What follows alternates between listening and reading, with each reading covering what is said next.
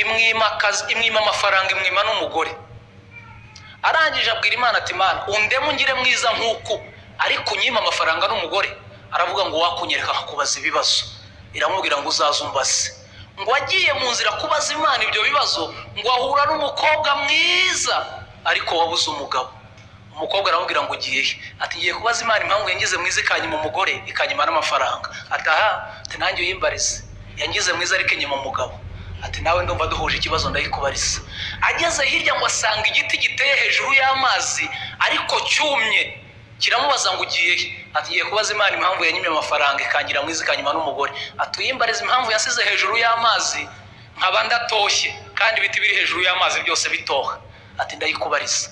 Ageze hirya ahura n'intare. Ati ugiye he? Ati ngiye kubaza Imana impamvu yangize mwiza ariko ikanyima amafaranga n'umugore. Ati uyimbarize impamvu yantuje mu ishyamba ikanyicisha inzara.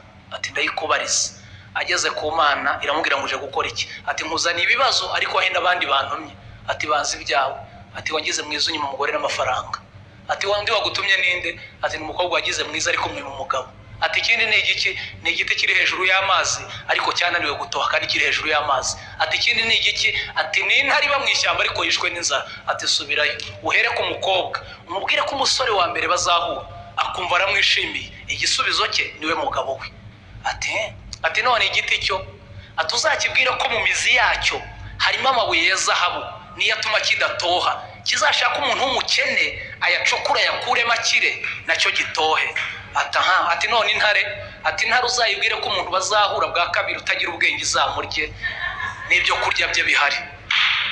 Aragaruka ageze ku mukobwa ati Imana yambwiye ko igisubizo cyawe ari umusore muzahura ukumva uramukunze. Umukobwa ateka nkubwire burya cyagiye untambukaho bwa mbere waratambutse nsigara numva nashize, wambabariye ukantwara tukibanira. Umusore ati reka njye mfite ubutumwa bw'igiti.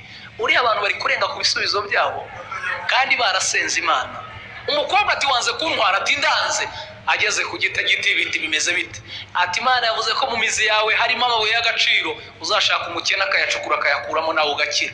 Igiti kiramubwira ati wambabariye ko ari wowe mbonye, aya mabuye wayacukuye ukayatwara ugakira nanjye nkamera nk'ibindi biti. Umusore ati njyewe mfite ubutumwa bw'intare.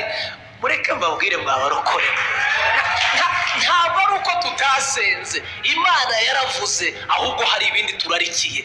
Ariruka ajya kureba intare, agere ku ntare. Intare atuje gukora iki? Ati Imana yakubwiye ngo iki? Ati yambwiye ko umuntu uzabona utagira ubwenge uzamurya. Intare ati reka nkubwire, ubushize waracitse ariko nkurikije uko nkubona ndabona nta bwenge ugira, ubu urabona wancika. Intare iramufata iramurya.